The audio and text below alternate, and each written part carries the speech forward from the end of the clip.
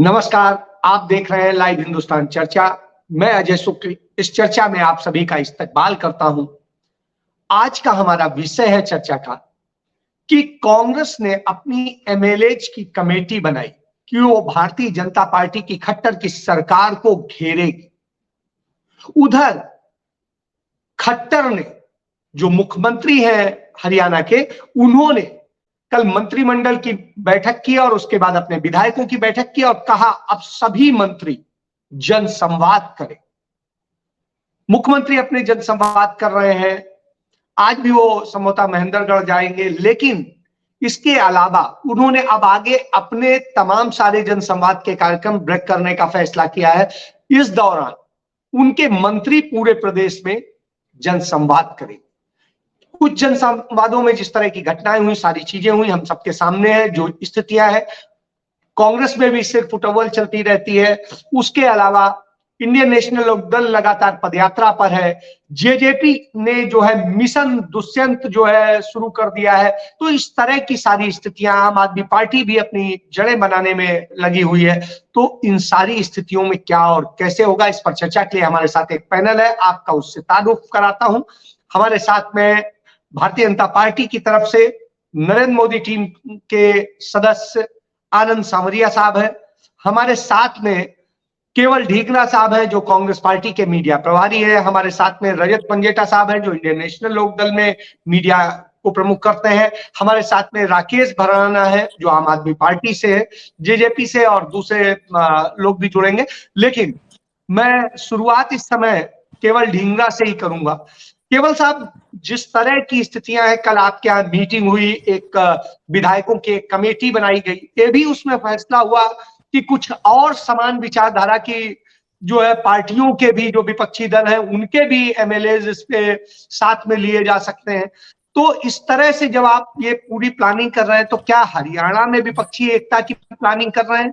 जिस तरीके से आपने उसमें मुद्दे उठाए कि सड़क के मुद्दे और दूसरे मुद्दे, तो उनपे आप किस ढंग से कर रहे हैं? जी देखिए अजय जी, ये मुद्दा हरियाणा के जो एमएलएज हैं उनके द्वारा उठाने की बात है, जो विपक्ष में है। और विपक्ष में कांग्रेस के जो एमएलएज हैं उनकी एक मीटिंग हुई, उसके अंदर सड़कों के कल जो है कार्यक्रम रखा गया सड़कों के मुद्दों के ऊपर। अब सड़कें जो है पूरे जिले की जो हाल है उसके ऊपर रखा गया। हालांकि हर हफ्ते सड़कों के ऊपर बिजली, पानी और बेरोजगारी के मुद्दे, क्राइम पे, छोटे दुकानदारों की जो जीएसटी की प्रॉब्लम आ रही है, जो तमाम मुद्दे जो हरियाणा के हैं, और जिस तरह से किसानों की हालात है, जिस तरह से अदर सिस्टम के हालात है, उस सारी चर्चाओं के ऊपर हर हफ्ते एक मीटिंग रखेंगे, जिसके ऊपर इस सरकार की पोल खोलने का काम करेंगे। और इसके कल जिस तरह से सिर्फ सड़कों के बारे में रखा गया, तो जो करीबन हमारे 90 एमएलए सीटें हैं, उनकी सभी सड़कों के ऊपर जो एमएलए अपनी अपनी बात रख रहे थे, तो जो उस माध्यम से जो बात रखी गई, उसके अंदर सड़कों की जो बात थी, उसमें मामला ये उठा कि मुख्यमंत्री और डिप्टी सीएम दोनों की अनाउंसमेंटें तो थी कि 25 करोड़ की एक वो दिया जाएगा फंड, जिसमें सड़कें तैयार होंगी, लेकिन हुआ कुछ भी नहीं। उसमें हुआ ये कि आप लोगों ने ना केवल कांग्रेस के लोगों की, बल्कि जेजेपी के, बीजेपी के और आईएनएलडी के किसी भी इलाकों की सड़कें नहीं बन पाई। इंडिपेंडेंट भी जो एमएलए हैं उनके इलाकों की भी सड़कें नहीं बन पाई। वो 25 करोड़ रुपए कहाँ गए, उसकी अनाउंसमेंट का क्या हुआ और उसके ऊपर क्या काम हुआ, इसके ऊपर हमने ये कहा था कि श्वेत पत्र जारी करें कि कौन सी सड़क बनी, क्या हुआ उसमें और किस तरह से वो हुआ। एक उसमें बड़ा पेच ये भी था कि जो स्टेट रोड्स हैं उसके अंदर पहले सड़कें जो है मार्केटिंग बोर्ड को दी हुई थी, जो इंटरनल सड़कें होती हैं, उसको मार्केटिंग बोर्ड से बदल करके जिला परिषद को दे दी गई। अब जिला परिषद के पास कोई भी सड़कों को बनाने का, कोई भी इस तरह के उनके पास लोग, उनके पास वो सिस्टम, इक्विपमेंट सिस्टम है ही नहीं। अब जो है ऐसे हालात पैदा हुए कि आपने अनाउंसमेंट तो कर दी 25 करोड़ की, लेकिन काम किया नहीं। तो जब काम नहीं होगा तो सड़कों पे एक्सीडेंट बढ़ते जा रहे, उस पे हमने बार बार ये बात कही कि पैच वर्क भी नहीं हो पा रहे, सड़कें भी नहीं बन पा रही, और ठेकेदार जो थोड़ा बहुत कोई काम हुआ, पैच भी खराब हुए, जो एक ही बारिश में सारे बह गए, उनके ऊपर ठेकेदारों पे कोई कार्रवाई भी नहीं हुई। तो आप लोगों ने जो है काम क्या किया, आप लोगों की अनाउंसमेंटें सभी फेल थी, और उन फेल अनाउंसमेंटों को आप लगातार मीडिया के माध्यम से ये जारी करते जा रहे हैं, हम काम कर रहे हैं, काम कर रहे हैं, लेकिन धरातल पे कोई काम नहीं हो पा रहा। असली इस बात पे पूरी की पूरी प्रेस कॉन्फ्रेंस थी, और करीबन 5 एमएलओ ने अपने हलकों की भी और पूरी स्टेट की भी बात रखी, और ये लगातार इस कार्यक्रम को शुरू किया जा रहा है। और इस जो खट्टर सरकार की जो है पोल खोली जा रही है, जिस तरह से 8 साल में हरियाणा लूटा, 4 लाख करोड़ के कर्जे में आया और काम कोई हुए नहीं, और स्टेट का पैसा को बर्बाद किया इस सरकार ने, इस सारी पोल खोल करने का काम जो है हम कर रहे हैं। और लगातार इसको हर हफ्ते एमएलए हमारे मीटिंग चर्चा में आएंगे और हर एक मुद्दे के ऊपर हम बात रखेंगे। जिस तरीके से मुख्यमंत्री अब छप्पर में और सब जगह जनसंवाद करेंगे, और अभी जो 3 दिन का प्रोग्राम है, तो उसमें जिस तरीके से उन्होंने पूरा शेड्यूल किया है, तो वो कह रहे हैं कि हम तो बिल्कुल जनता के बीच जा रहे हैं और उनकी सारी समस्याओं का समाधान कर रहे हैं। जी केवल जी, जन संवाद इन्होंने शुरू जरूर किया था, लेकिन वो भारी पड़ गया खट्टर सरकार को। वो इस तरह से पड़ा कि जब कोई सवाल पूछने आता है तो उसको उठा के बाहर फेंकते हैं। फिर इसी तरह से कई लोग, चाहे वो किसी भी पार्टी का हो, चाहे वो सरपंच हो, चाहे वो महिला हो, चाहे वो कोई लोग हो, अपनी दुविधा लेकर, अपनी बात लेकर मुख्यमंत्री के पास नहीं जाएगा तो कहाँ जाएगा। जैसे ही वो बात रखते हैं, उसको 10-12 पुलिसकर्मी उसको टांगों बाजुओं से उठाया जाता है और उसको कार्यक्रम से बाहर फेंक दिया जाता है। ये जनसंवाद चल रहा है, और ये जनसंवाद जितने 2-4 मुख्यमंत्री ने किए अलग-अलग हलकों में, उसके बाद इसको बंद कर दिया गया है। केवल जी, जब आप भाजपा से लड़ने जा रहे हैं, आपके एक एमएलए गोगी जो हैं आप पे हमला कर रहे हैं, आपके प्रदेश अध्यक्ष पे हमला कर रहे हैं, कैसे खड़े हो? जी, मैं उस बात पे भी आता हूं। मैं पहले ये बता दूं कि जो ये हो रहा है, इससे क्या हुआ, जनसंवाद अब 1 महीने के लिए इन्होंने टाल दिया है। आपने खबर सुनी है या नहीं, मैंने सुनी है वो जी खबर जी, कि हम इन्होंने इस पे 1 महीने के लिए डिबेट कर जनसंवाद चुके बंद हैं, कर दिया। बिल्कुल कर चुके हैं जी। अब कह रहे हैं कि दोबारा से शायद शुरू करेंगे कि नहीं करेंगे ये नहीं मालूम। जब एक चीज को टाला जाता है तो ये लग जाता है कि मुख्यमंत्री इस बात से खुश नहीं है कि वो लोगों के बीच में जाए। अब दूसरी बात ये है, जो हालात है प्रदेश के, वो 8.5 साल के अंदर ही क्यों हुए। जब हमारा टाइम था, हम लगातार जनसंवाद करते थे और जनसंवाद में लोगों की समस्याएं सुनते थे। मुख्यमंत्री अपना दरबार लगाते थे, भूपिंदर सिंह हुड्डा जी, और पूरे संवाद में लोगों के काम होते थे। वहां डीसी, एसपी, सभी मंत्री, सभी लोग मौजूद होते थे। फौरी तौर पे किसी की कोई दुविधा है, किसी की कोई दिक्कत है, फौरी तौर पे उसको ठीक किया जाता था। ऐसे ही जनसंवाद उस समय हम जब लगाते थे, तो आप अपने राजनीति विशेषज्ञ से पूछें कि कितनी गुस्से का सामना भी आता है, क्योंकि किसी का काम नहीं होता तो वो आदमी गुस्सा भी करता है।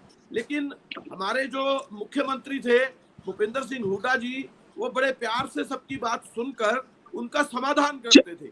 और चलिए अब इसी पे जवाब दे लेते हैं, इस पे जवाब दे लेते हैं। पहले अब मैं आनंद जी के पास जाऊंगा, उसके बाद जाता हूं किसी के पास। तो आनंद जी, जिस तरीके से ये आपको घेर रहे हैं, इन्होंने कहा है कि सरकार घेरो प्लान कांग्रेस का, तो ये जब घेरने की बात करते हैं और आप लोग तमाम दावे करते हैं, कहते हैं हम ऐसे जनता के मुद्दों और सब चीजों को लेके, तो क्या आपके दावे कितना उतर पा रहे हैं जमीन पे, और क्यों इनको घेरने का मौका मिल रहा है, और क्यों जनसंवाद में ये स्थितियां पैदा हो रही हैं, सारी चीजें? जी सावरिया साहब। अजय जी, मुझे बड़ा हास्यास्पद लगता है कि केवल ढींगरा जी, जो कांग्रेस के प्रवक्ता हैं, मीडिया प्रभारी हैं, बड़े सुलझे हुए आदमी हैं, और कह रहे हैं हमें घेरने जा रहे हैं।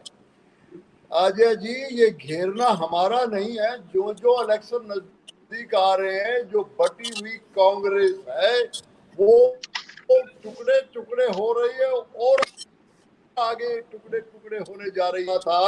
और किरण जी उदय भान जी को कह रही है और एडवाइस दे रही है कि आप वहां कुर्सियों पे बैठे हुए लोग जो है कांग्रेस को इकट्ठा करिए, बाकी लोग तो इकट्ठे हो जाएंगे। कुर्सी पे बैठे वहां पे ग्रुप बने हुए हैं, शैलजा का अपना ग्रुप है, किरण जी का अपना ग्रुप है, हुड्डा साहब का अपना ग्रुप है। ये जो एक्सरसाइज अभी कांग्रेस कर रही है वो ध्यान भटकाने के लिए कि ये ग्रुपों का ध्यान भटक जाए और एक तरफ से बात करे। अब हमें घेरने की बात कह रहे हैं ढींगरा साहब। देखिए हमारा जन संवाद, मैंने फिर बता रहा हूं कि हमारी पार्टी हमेशा इलेक्शन के लिए तैयार रहती है। 2024 का जो इलेक्शन विधानसभा का है उसमें हम पूरे दम खम के साथ उतरेंगे और हमारे माननीय मुख्यमंत्री जी के नेतृत्व में फिर एक सरकार बनाएंगे। अब माननीय मुख्यमंत्री जी पिछले 2 महीने से ये संवाद चालू किए हुए हैं, लोगों से मिल रहे हैं हर एक कॉन्स्टिट्यूंसी में जा करके। और अभी हमारी पार्टी ने ये डिसाइड किया कि सारे मंत्री जो हमारे हैं और हमारे स्पीकर साहब हैं वो हर एक 5-5 कॉन्स्टिट्यूंसी में जाके लोगों से मिलेंगे करके। तो ये सब मुझे लगा है डॉक्टर साहब के उसमें नेटवर्क में कुछ प्रॉब्लम आ रही है। मैं सीधे अजय जी के पास जाता हूं। अजय जी, आपने दुष्यंत 2024 शुरू किया है, तो क्या दुष्यंत जी 24 में मुख्यमंत्री बनेंगे, प्रधानमंत्री बनेंगे, किस चीज की लड़ाई लड़ने जा रहे हैं? जी अजय। नहीं देखिए अजय जी, मैं एक चीज स्पष्ट कर दूं कि हर एक राजनीतिक दल की अपने दल को विस्तार करने की सोच होती है, वो जननायक जनता पार्टी की भी। देखिए जब 2019 का चुनाव हमने लड़ा तो 10 महीने पुरानी पार्टी थी, लोगों ने आशीर्वाद के रूप में 17% वोट दिया, 10 सीटें दी, तो बिल्कुल तैयारी है कि हमारी ज्यादा सीटें आए और दुष्यंत जी हरियाणा प्रदेश के मुख्यमंत्री बने। ये प्रत्येक राजनीतिक दल की सोच होती है।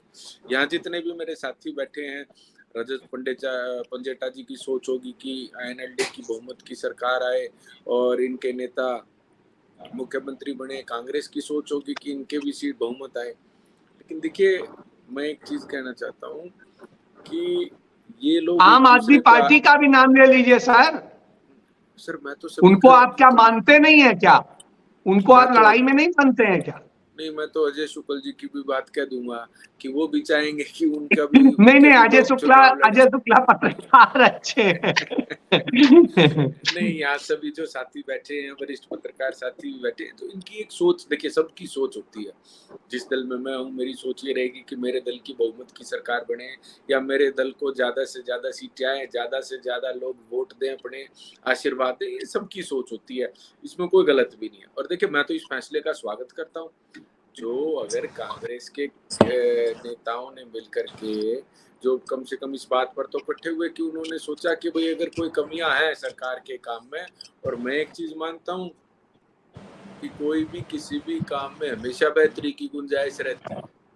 अगर हमारे काम में कहीं कोई कमी है, कोई कोर कसर है, अगर कोई विपक्षी दल, कोई यहाँ पत्रकार साथी बैठे हैं, कोई आम आदमी पार्टी के प्रवक्ता भी हैं, इंडियन नेशनल लोकदल के भी हैं, कांग्रेस के भी हैं, अगर ये अजय जी सवाल जोड़ लीजिए, अजय जी सवाल जोड़ लीजिए। जो शिकायत कांग्रेस कर रही है, जिन मुद्दों पे घेरने की बात कर रही है, वो विभाग ही आपके पास है। सड़कों का विभाग, PWD आपके पास है।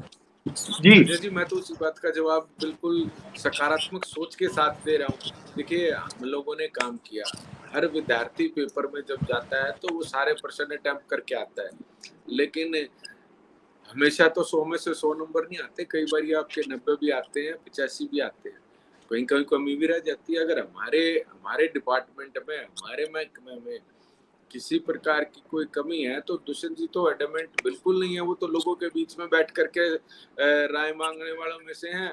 और अगर कोई बदलाव की आवश्यकता होती है तो पहले व्यक्ति हैं हरियाणा प्रदेश के अंदर जो कहते हैं कि लोगों के बीच में बैठ करके और लोगों की सलाह मशवरा से फैसले होने चाहिए।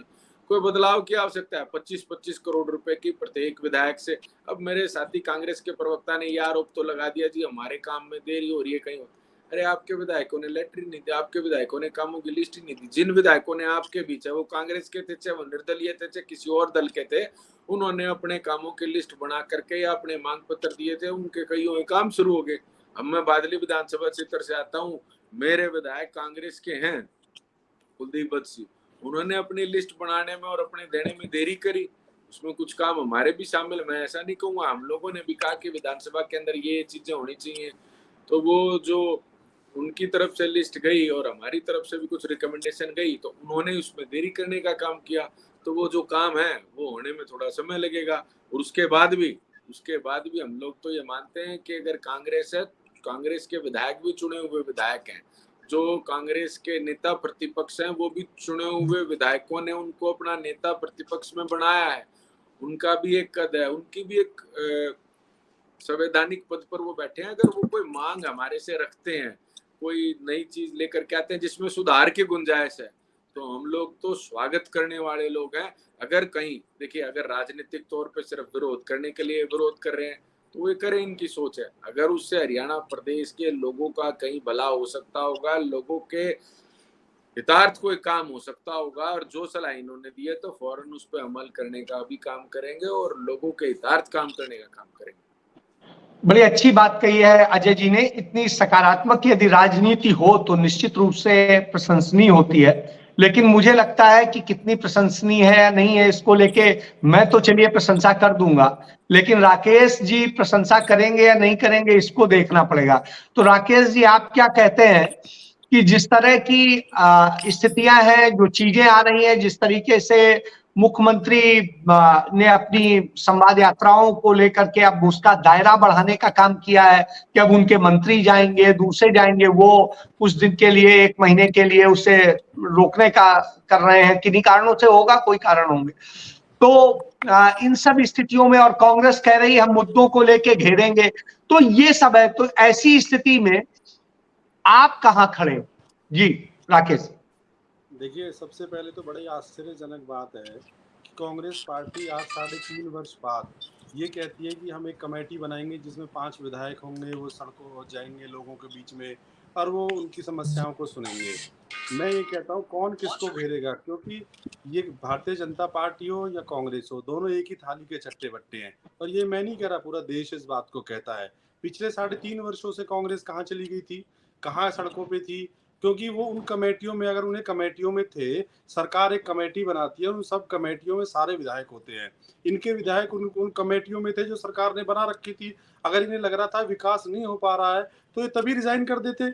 इन्हें लग रहा था कि गड्ढे हो रखे हैं हरियाणा में तो विकास नहीं हो पा रहा है तो तभी इन्हें रिजाइन कर देना था। परंतु आज इन्हें 3.5 वर्ष बाद इसलिए ये सब कुछ कमेटियां बनाने की सोची, क्योंकि इन्हें लगता है कि आज जो मुद्दे हैं हरियाणा के, भारतीय जनता पार्टी के खिलाफ जो माहौल है, उसके अगर कोई मुद्दे उठा रहा है तो वो आम आदमी पार्टी के लोग उठा रहे हैं, आम आदमी पार्टी के नेता उठा रहे हैं। इसी डर और भय से आज इन्होंने जो चंडीगढ़ में प्रेस कॉन्फ्रेंस की, कांग्रेस के लोगों ने उसमें एक कमेटी बनाई। और कमेटी बनाई क्या है, उसमें पहले ही फूट हो गई। कुमारी शैलजा के जो गोगी विधायक है वो वहां पहुंचे नहीं, संगठन इनके पास है नहीं, आपस में इनका जूत बाज रहा है। ये किसके कहाँ किसके मुद्दे उठाएंगे? अगर पूरे तरीके से अगर कोई हरियाणा में भारतीय जनता पार्टी के खिलाफ कोई मुद्दे उठा रहा है सड़कों पे है तो आम आदमी पार्टी उठा रही है। दूसरी बात आपने कहा मुख्यमंत्री जी की। मुख्यमंत्री जी ने 1 महीने के लिए जो ये डिले कर दिए, क्योंकि मुख्यमंत्री जी को लग रहा है कि कहीं कुछ मिल नहीं रहा, लोग इकट्ठे नहीं हो रहे, इनके जो अफसर है इनके लोगों को आज तो छप्पर के नीचे राकेश जी, आज वो छप्पर के नीचे और गोबर से पुते हुए उसमें करेंगे। भाई आप क्या बात करते हैं? उससे क्या फर्क पड़ना है? छप्पर के नीचे, छप्पर भी इनका ही बनाया हुआ है, गोबर से भी इन्होंने लेप दिया होगा, इनके अफसर लोग लेके आते हैं, इनके अफसर ही सब काम करते हैं।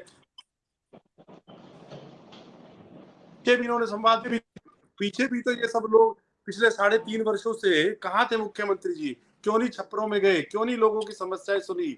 जब आज पूरा प्रदेश जल रहा था, आज पूरे प्रदेश में बिजली की समस्या है, सड़कें टूटी हुई है, महंगाई चरम पे है, घोटाले सरेआम होते जा रहे हैं, अफसरशाही पे लगाम नहीं लगाई जा रही है, तो कहाँ है मुख्यमंत्री जी? मुख्यमंत्री जी पूरी तरीके से फेल हो चुके हैं। आज हरियाणा में मनोहर लाल खट्टर जी के नेतृत्व में जो ये सरकार चल रही है, आज चुनाव करा ले, आज 100% आज हरियाणा में आम आदमी पार्टी की सरकार बनेगी। और दूसरा एग्जांपल मैं देता हूं, आज 1.5 वर्ष हो गए हरियाणा में नगर निगम के चुनाव को हुए। ये डरे हुए हैं आम आदमी पार्टी से, क्योंकि इन्हें लगता है कि नगर निगम के चुनाव हो गए, डे बाय डे उन्हें आगे बढ़ाते रहते हैं। 1.5 साल तक इन्होंने आगे बढ़ा दिए।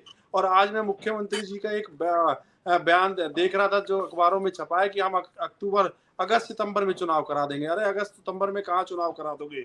आप चुनाव कराना ही नहीं चाहते क्योंकि ये लोग डरे हुए हैं घोटालों से चलिए सरकार पूरी तरीके से लिप्त है और भारतीय जनता पार्टी और कांग्रेस पूरी तरीके से, दोनों ही एक सिक्के के दो पहलू हैं। क्योंकि अभी पीछे पार्लियामेंट में आपने देखा होगा कि भूपेंद्र सिंह हुड्डा और नरेंद्र मोदी जी का जिस तरीके से मिलाप चल रहा था, वहाँ सोनिया गांधी और मनमोहन सिंह जी खड़े थे, उन्हें इग्नोर करके हुड्डा साहब मोदी जी के पास गए, उनसे मिले और उनसे सारे विस्तार से हरियाणा के बारे में दोनों ने मिली भगत करके चर्चा की। चलिए, हुड्डा साहब मिले हुए हैं या और चीजें हैं तो तमाम बातें कह रहे हैं। आम आदमी पार्टी के आरोप बड़े गंभीर हैं। इन आरोपों के बीच में मैं रजत जी के पास जाऊंगा। इनकी पार्टी को मैं हरियाणा की जमीनी पार्टी मानता हूं। इसलिए मानता हूं कि ऐसा नहीं है कि वोट परसेंटेज भले ही 2% से कम रहे हो, लेकिन इनकी स्थिति यह है कि इन्होंने जमीन पे जगह बनाई थी। देवीलाल जी एक विचारधारा थे। आज जब ये स्थितियां हैं, तमाम चीजें हो रही, मिशन दुष्यंत चल रहा है, कांग्रेस पार्टी जो है मुद्दों को लेके कह रही है हम लड़ाई लड़ेंगे, आम आदमी पार्टी कह रही कि भारतीय जनता पार्टी और कांग्रेस जो है मिले हुए हैं और दोनों जिनके बारे में तमाम सारी चीजें कह रहे हैं। तो ऐसे में रजत जी आप कैसे लड़ाई लड़ रहे हैं? क्योंकि आपके नेता सड़क पर हैं, पदयात्रा कर रहे हैं, तो आप कैसे लड़ रहे हैं और कैसे देखते हैं इन सारी चीजों को? क्या मुद्दे हैं हरियाणा में या झूठ विपक्ष बना रहा है? कोई समस्या नहीं है, सब कुछ अच्छा है, धीरे धीरे सब अच्छा हो रहा है। जी रजत जी। शुक्ला जी, अजय जी, आप सच में मानते हैं कि महंगाई नहीं है? मैं आपसे पूछ रहा हूँ एक पर्सनल लेवल के ऊपर, वैसे नहीं, आप सच में मैं तो सब कुछ मान रहा हूँ सर, लेकिन मैं कैसे बोलूं ना, ये तो आप बताएंगे। नहीं, ये आपको देखिए, यहाँ कोई भी मेरे लिए तो महंगाई, मैं तो वेतन भोगी व्यक्ति हूँ, मेरा वेतन से कुछ चलता है कुछ नहीं चलता है, तो इसलिए सवाल मैं आपसे कर रहा हूँ। जी देखिए, जब अपना राशन आता है या बजट आता है, घर का बजट है, बिजली का बिल है, जब पेट्रोल पंप से निकलते हैं तो मुझे लगता है आनंद जी को भी उतना ही आनंद आता होगा पैसे देते हुए जितना हम सबको आता है। तो मुद्दे निश्चित तौर पे मुद्दे हैं, ऐसा कुछ नहीं है कि ये कुछ बनाए हुए मुद्दे हैं। क्योंकि अगर जनता के खजाना, तो वैसे तो प्रदेश का जो जनता टैक्स दे के खजाना भरती है, वो खजाना तो हम कभी भरा छोड़ के गए थे।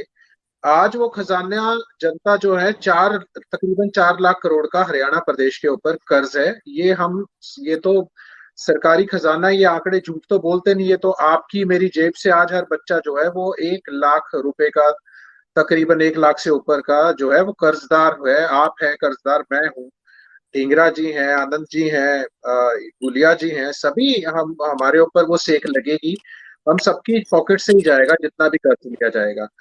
तो मुद्दों पे आने से पहले, जब हमारी यात्रा शुरू हुई सिंगार मेवात से, तब हमने एक मुद्दा उठाया था कि वहाँ पीने के पानी की बहुत बड़ी समस्या है। तब सरकार में बैठे लोगों ने कहा था कि नहीं, पानी सब जगह हमने मुहैया करा दिया है, पानी है। लेकिन मुख्यमंत्री जी खुद मानते हैं कि 80 जो फिरोजपुर जिरका में गांव है, वहां पीने का पानी नहीं है। लेकिन ये गांव जो है ये 80 नहीं है, इनकी संख्या बहुत ज्यादा है। ये 80 तो वो है जहां मुख्यमंत्री जी ने माना है, और 210 करोड़ रुपए से वाटर वर्क्स का जो है ये यहाँ पे प्लांट जो है वो लगने जा रहा है, जिससे 80 गांव को पीने का पानी अब जाके मुहैया कराएंगे। रही बात, तो आपने कहा कि हम जमीनी स्तर की पार्टी हैं, जुड़े हुए हैं। देखिए, सड़कों पे तो उतरना पड़ेगा, और ये पार्टी हमेशा से संघर्ष के लिए मानी गई है, संघर्ष का प्रतीक है। जिस तरह हमने शुरुआत की थी अपने समय में सरकार आपके द्वार की, तो उस समय चौटाला साहब जो है वो हर हलके के अंदर, चाहे उन्होंने कहीं से भी टाइम निकालना हो, वो हर हलके के अंदर महीने में 2 बारी उनका चक्कर लगता ही लगता था। सरकार आपके द्वार पूरे हरियाणा के अंदर वो कवर करते ही करते थे। मुझे नहीं लगता कि मुख्यमंत्री रहते हुए, विपक्ष में रहते हुए, रजत जी सवाल एक जोड़ लीजिए। क्या है कि आप किसानों की राजनीति करते रहे, किसानों की जो एक समस्या ये है कि किसानों को इंश्योरेंस कंपनी से मुआवजा नहीं मिल पा रहा है, इसको लेके उनकी नाराजगी।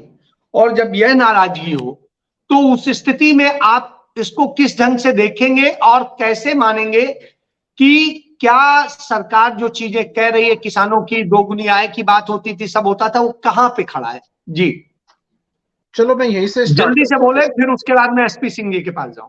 अभी तो समय मेरा शुरू ही नहीं हुआ, अभी तो आपने सबसे आखिरी में नहीं, आप बोलिए अगर बोलिए अभी भी बोलिए कहेंगे बोलिए। जल्दी, अरे अगर आप ना ना भाई बोलिए, 25 मिनट बाद भी रजत जी कहेंगे नाराज जल्दी, नहीं होते हैं, बोलिए बोलिए। देखिए किसानों की आय दुगनी 2022 तक जो था वो भाजपा का घोषणा पत्र में था, लेकिन एनएसएसओ की रिपोर्ट के हिसाब से मात्र 27 रुपए प्रतिदिन आज किसान की आय है।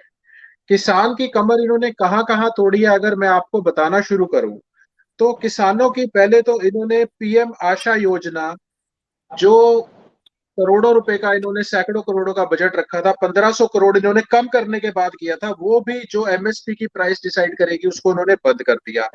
एग्रीकल्चर इंफ्रास्ट्रक्चर फंड था 1 लाख करोड़ का, वो 2500 करोड़ का किया, वो बंद कर दिया।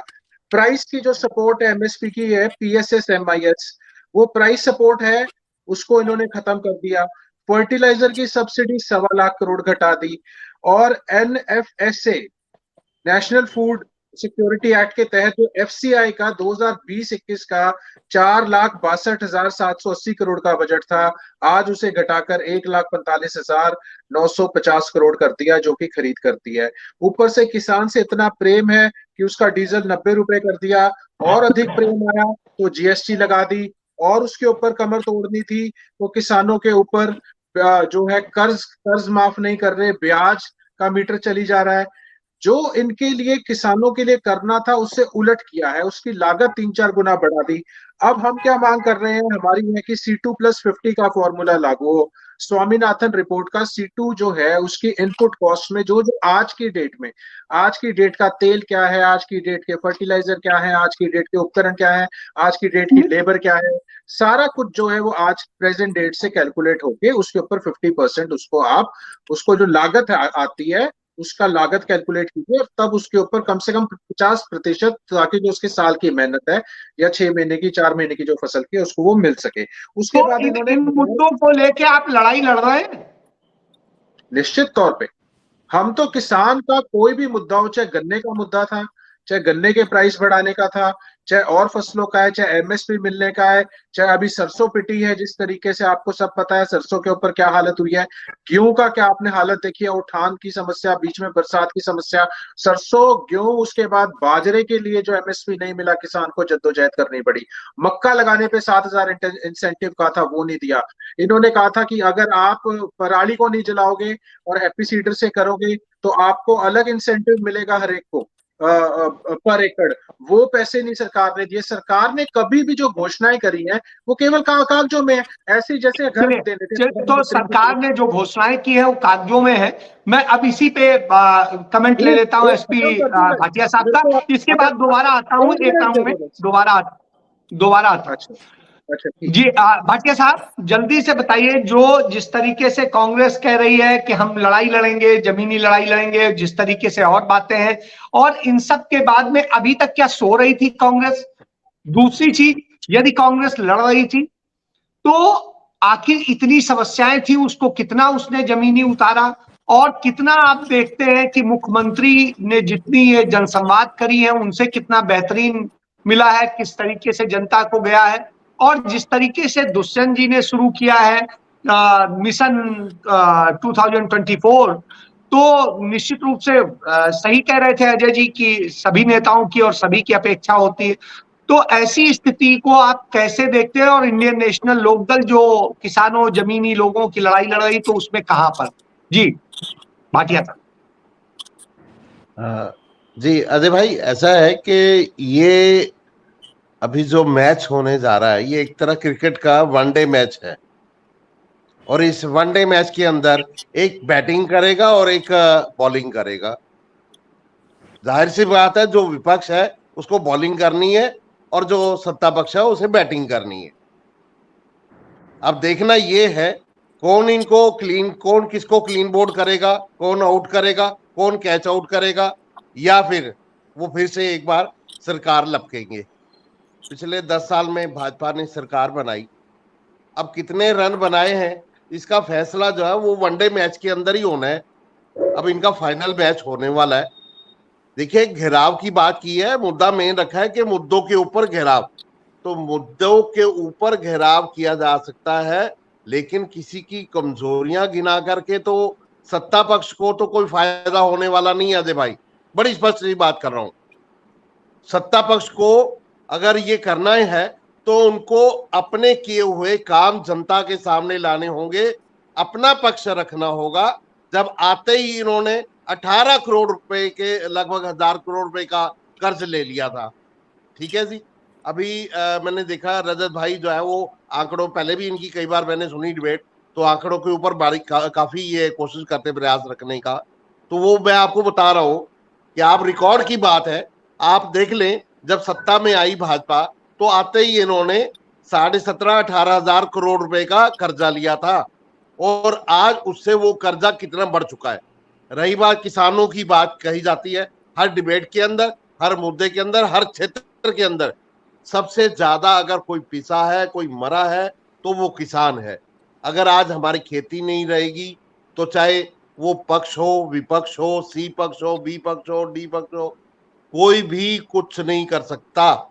जब तक अगर आप समझौता बीच में जाकर के जमीनी स्तर पर किसानों से बात नहीं करेंगे, लोगों से बात नहीं करेंगे। आज लोगों को राहत नहीं दी जा रही, आज युवा वर्ग सड़कों पर है, लोग अपनी जनसंवाद के अंदर बात रखना चाहते हैं, मुख्यमंत्री जी उनकी बात नहीं सुनना चाहते, उनको डांट फटकार करके बिठा दिया जाता है, उनको ऑर्डर कर दिया जाता है, पुलिस पकड़ के इनको मारो पीटो। ये मुख्यमंत्री जी को शोभा नहीं देता, ये असहिष्णुता नजर आती है, ये उनका धैर्य नहीं है। उनको चाहिए बड़े तरीके से, प्यार से, इत्मीनान से लोगों की बात सुने। और ये काम आज नहीं, अब तो ये बिल्कुल लास्ट में आ गया पीरियड, इनको ये काम तो शुरुआत में ही करना चाहिए था, जो अनिल विज जी यहाँ अम्बाला के अंदर करते रहे हैं। अभी उन्होंने बंद कर दिया, लेकिन फिर भी लोग जा रहे। लेकिन ये कहना कि सब लोग संतुष्ट जाते, ऐसा नहीं है। रही बात खेती की, अभी बात जैसे रजत भाई ने की, सूरजमुखी है, सरसों की खेती है। भाई मेरे पास पूरे हरियाणा से ऐसे ऐसे किसानों के फोन, ऐसी ऐसी महिला किसानों के फोन आए, खेती हरों के लेबर के फोन आते हैं, उनकी खेती बिकती नहीं है, उनको मोल नहीं मिलता, उनकी बेकदरी की जा रही है। सब तमाम तरह का जो है ये चीजें हैं। तो जो भी बात होगी वो मुद्दों पर होगी। खाली ये कह देना कि आरोप लगा करके घेर लिया जाएगा, झूठे मुकदमे बना दिया जाएगा, वो उसको जीत लेंगे, वो हरा देंगे उसको, ऐसा नहीं होने वाला, ये बिल्कुल स्पष्ट है। चलिए, ऐसा नहीं होने वाला। जब आप ये कहते हैं, मैं सीधे अजय गुलिया के पास जाता हूं। अजय जी, जिस तरह की बताई सबकी बातें आपने सुनी, आपकी पार्टी उसी पार्टी से निकली है जो किसानों और सबकी बात करती रही, तो क्यों नहीं इन मुद्दों को आपके नेता, चूंकि युवा भी हैं, क्यों नहीं एड्रेस करते हैं? जल्दी से बोलिए, क्योंकि अब सबसे थोड़ा थोड़ा सा लेना है। जी अजय। देखिए, आप एक बात को समझिए, ये सब लोग जो बैठे हैं, इनके राजनीतिक दलों ने हमारे किसान के खाते में सीधे पैसे जाने के फैसले का विरोध किया कि नहीं किया? फिर जब उससे लाभ हुआ, किसान खुश हुए। देखिए, और शुरुआत में जब कोई किसी भी नई चीज की शुरुआत होती है, उसमें अड़चन आती है, परेशानी होती है, मैं उस बात को स्वीकार भी करता हूँ। हम अपना घर में भी अगर एक घर आपका कोई आवासीय क्षेत्र है, उसको भी नया बनाते हैं, रेनोवेट करते हैं, तो उसमें रहने वालों को परेशानी होती है। तो नया सिस्टम आया, ऐप आया, किसानों को भी उसके साथ तालमेल बिठाने में समय लगा, और उस ऐपों के अंदर चेंजेस भी करने पड़े। जैसा कि हम सभी समझते हैं, कोई नई चीज आती है उसमें बदलाव भी किए जाते हैं, बेहतरी की गुंजाइश हमेशा रहती है। तो सीधा खाते में पैसा गया, सभी लोगों ने विरोध किया। आज किसान के खाते में सीधा पैसा जा रहा है, ये किसान का ही तो लाभ है। देखिए, आप कहने को, विरोध करने को मैं कर दूं या कोई और कर दे, लेकिन आज ये ऑन रिकॉर्ड की बात है कि समूचे भारतवर्ष के अंदर सबसे ज्यादा फसलें अगर कोई एमएसपी पे खरीद रहा है तो हरियाणा प्रदेश की सरकार खरीद रही है। ऑन रिकॉर्ड कह रहा हूँ मैं, आप कोट कर रहा हूँ इसको। फिर देखिए, पिछले साल इन्होंने बाजरे का विरोध किया हमारे यहाँ। भाई, हमारे यहाँ तो बाजरा 2200 रुपए बिक रहा था।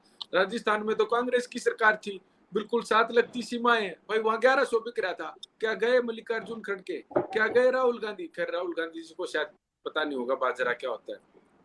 वो गई क्या राजस्थान में विरोध करने कि भाई हरियाणा में तो ऐसी सरकार है जिसको कि ये किसान विरोधी कहते हैं, वो भी जब 2200 रुपए ले रही है, 2150 रुपए ले रही है, हम तो किसान का हितैषी होने का दम भरते हैं, कहते हैं हमने तो हमेशा किसानों का साथ दिया, फिर आप 1100 राजस्थान में क्यों ले रहे हो भाई?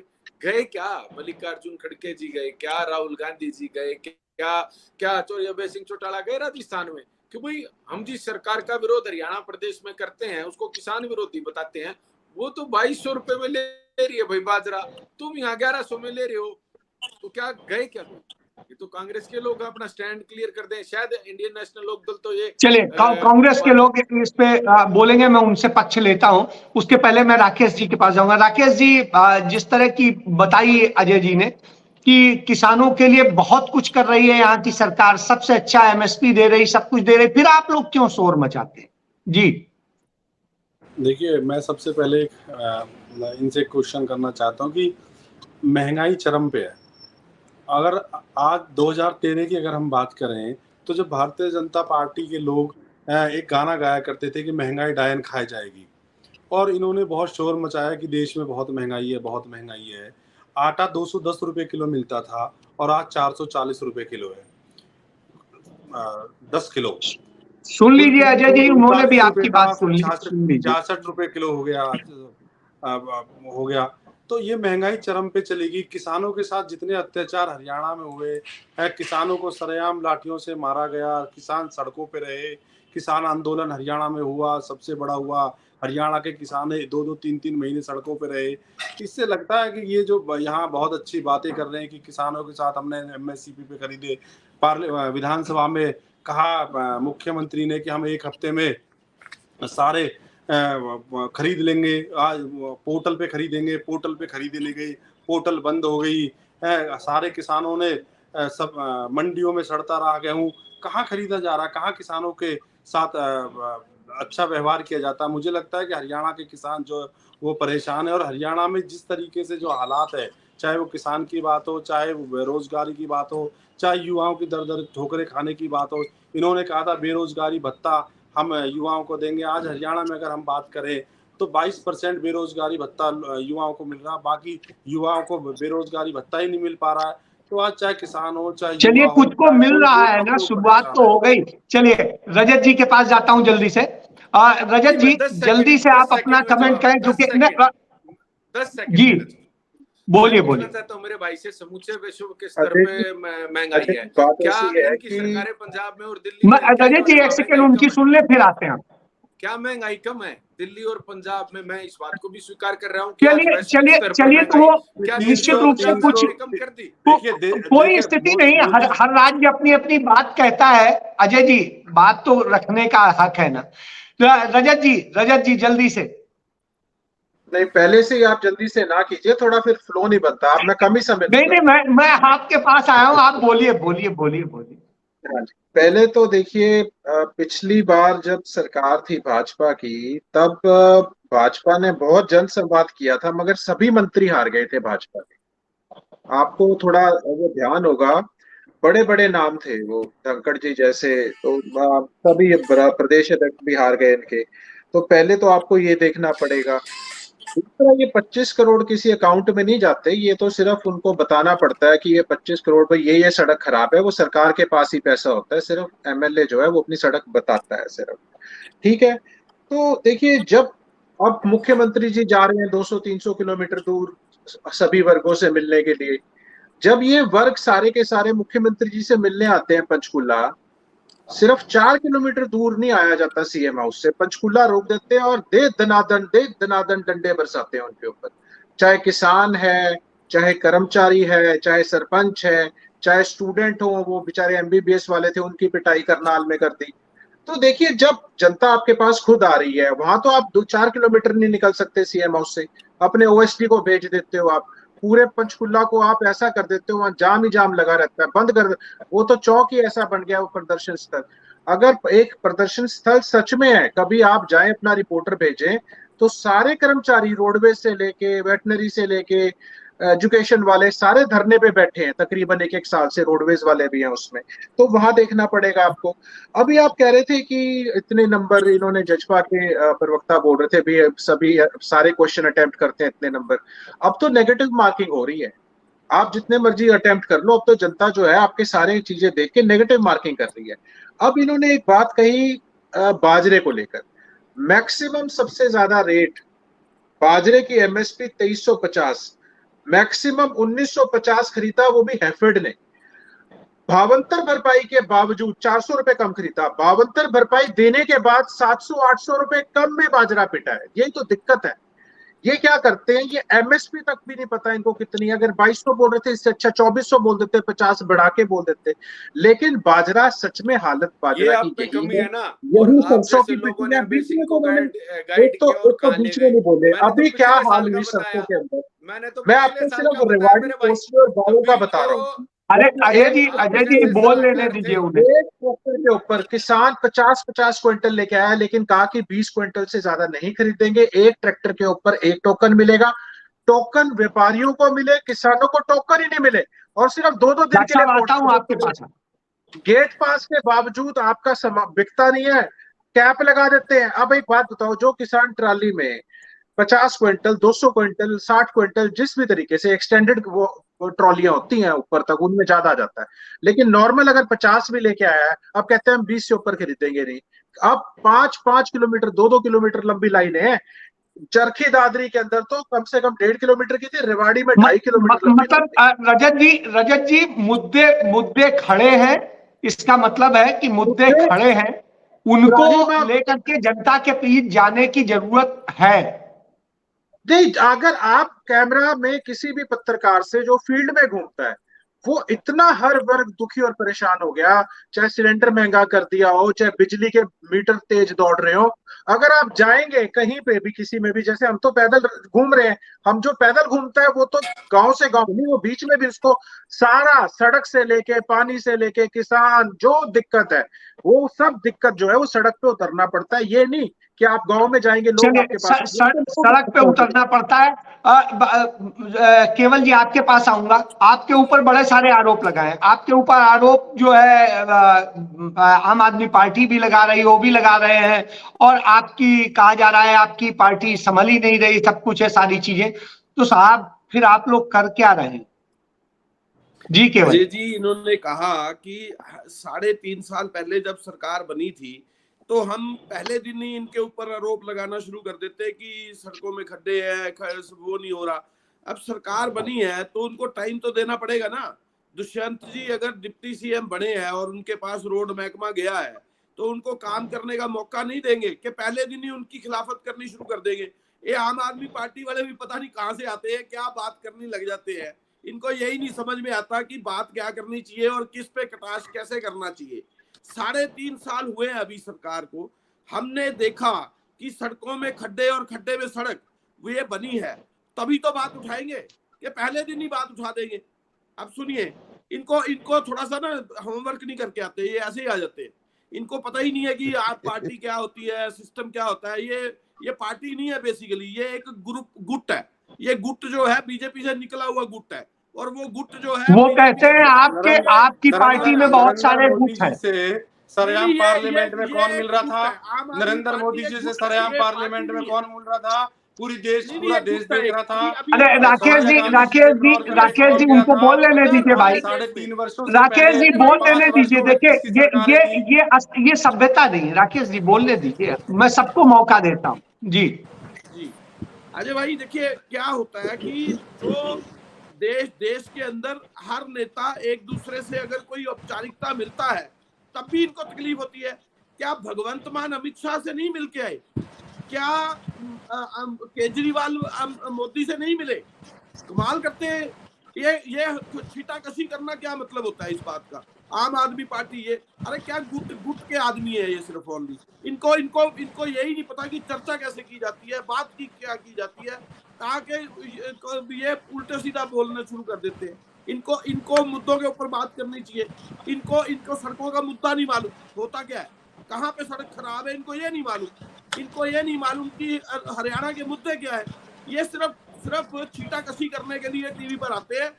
बीजेपी के खिलाफ बोल दिया, कांग्रेस के खिलाफ बोल दिया, और हम चले गए जी। हम लोगों के बीच में ये मैसेज दे गए कि जी हमने ये कर दिया। ऐसे नहीं होता है। इनको कुछ हरियाणा के बारे में ABC नहीं मालूम। ठीक है, इन्होंने अपना आदमपुर में हालत देखी ना, चलिए इनके ऊपर क्या आप चर्चा करना, आप अपनी बात बताइए। मैं सिर्फ इनकी बात, सिर्फ इतनी बात कर नहीं, आप देखिए, मैं ये कह रहा हूँ मुद्दों, देखिए राजनीति मुद्दों की होती है, मुद्दों पे बात कीजिए। जो मुद्दों की बात है मैं वो रखना चाहता हूँ। होता क्या है, देखिए भाजपा की सरकार बनी, उन्होंने कई मुद्दे दिए, बेटी बचाओ बेटी पढ़ाओ। आज देखिए हालात क्या है, बेटी पढ़ाओ का बेटी बचाओ का कहीं है सिस्टम? इन्होंने दिया सबका साथ सबका विश्वास, कहीं है सबका साथ सबका विश्वास?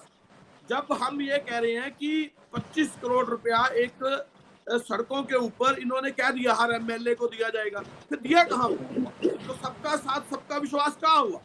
अब कहते हैं हरियाणा, बिल्कुल सही है, सबका साथ सबका विश्वास का जो नारा था वो नारा ही रह गया। ये बात, आपकी बात से मैं सहमत हूँ। मैं जल्दी से अजय भाई ढींगरा जी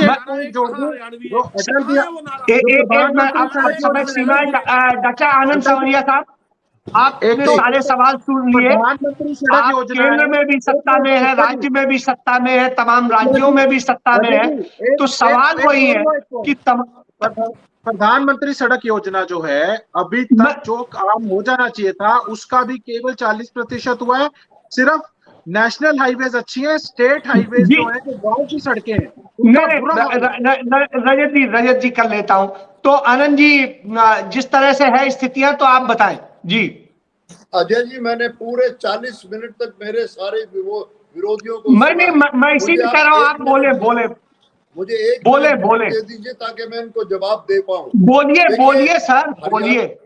माननीय मनोहर लाल जी के नेतृत्व में जो हरियाणा की सरकार है वो पॉजिटिव सोच के साथ जनता के लिए काम करती है, जिसका के नमूना अभी अजय गुलिया जी ने बताया और आपने भी उसकी प्रशंसा करी और मैं भी प्रशंसा करता हूं। जो अजय गुलिया जी ने पूरी तरह से बताया, तो मेरी हरियाणा की सरकार जनता जनार्दन जो हरियाणा की है उसके लिए सकारात्मक तरीके से करती है काम, और अगर कोई क्रिटिसिज्म है तो हम बड़े तरीके से पॉजिटिव वे लेकर के उसको ठीक करते हैं। मुझे अचंभा लगा राकेश जी, मुझे लगता है डॉक्टर साहब का नेटवर्क कट गया। मैं अब सीधे एसपी भाटिया साहब के पास जाता हूं फाइनल कमेंट के लिए। भाटिया साहब, सबकी बातें सुनने के बाद में एज ए जर्नलिस्ट, हरियाणा के जर्नलिस्ट की हैसियत से आप कैसे देखते हैं और इस पे क्या कंक्लूजन है? जी भाटिया साहब। सर, अपना सबने पक्ष रखा है और सबने अपनी बात कहने का प्रयास किया है, लेकिन मैं एक बार फिर से कहूंगा कि जब आप अपना पक्ष स्पष्ट जनता के बीच में धरातल पर जाकर के नहीं कर पाएंगे तब तक इसका कोई फायदा नहीं है। और ये सरकार को शुरू से चाहिए था, जिस तरह से अब वो जाना शुरू हुई, जनसंवाद उन्होंने शुरू किया है, लेकिन जनसंवाद के अंदर जाकर के भी मुख्यमंत्री महोदय जो अपनी असहिष्णुता का परिचय देते हैं, वो उसका प्रतिकूल जो है वो प्रभाव पड़ रहा है। ये सरकार के पक्ष में नहीं जाता। मैंने कई साल अपना चंडीगढ़ के अंदर बिताए, मैंने पंजाब कवरेज किया। आज भी पंजाब के बहुत सारे बड़े बड़े लीडर्स जो है वो मेरे साथ फोन पर वाबस्ता संपर्क में रहते हैं। मैंने उनको पूर्व में ही अपनी भविष्यवाणी कर दी थी कि इस बार ये सरकार गिरेगी और ये बनेगी। ये मैं फिर कह रहा हूं कि इस बार धरातल के ऊपर अगर किसी ने जो लड़ाई जनता के मुद्दे उठाए हैं वो या तो लोकदल पार्टी थी देवीलाल जी की और या कांग्रेस, और कांग्रेस ने ही ज्यादातर जो है वो मुद्दे लोगों के बीच में लेकर के गई है, ना कि उसने विपक्ष सत्ता पक्ष को घेरने का प्रयास किया है। बात मुद्दों के ऊपर ही आएगी और इस बार चुनाव भी मुद्दों के ऊपर होगा और चुनाव का बात मुद्दों पे आएगी। जनता बात बड़ी अच्छी बात कही है एसपी भाटिया साहब ने कि बात मुद्दों पे आएगी। निश्चित रूप से ये बात आम आदमी पार्टी भी कह रही है, इनेलो भी कह रही है और ये जेजेपी भी कह रही है और बीजेपी भी कहती है कि मुद्दों पे आएगी। वो कहते हैं कि हमने मुद्दों पे काम किया है, ये कहते हैं कि मुद्दों पे काम नहीं किया है। तो ये सारे मुद्दे हैं और इसी कारण से कोई मुद्दों को लेकर लड़ने की बात, सरकार को घेरने की बात कर रहा है और कोई जनसंवाद के जरिए यह बताने की कोशिश कर रहा है कि नहीं, हमने सारे मुद्दे एड्रेस किए हैं। इन्हीं सारे विषयों को लेकर आपके साथ चर्चा की। अब फिर कल मिलेंगे कुछ नए मुद्दों के साथ, नई चर्चा के साथ। तब तक के लिए धन्यवाद। जय हिंद।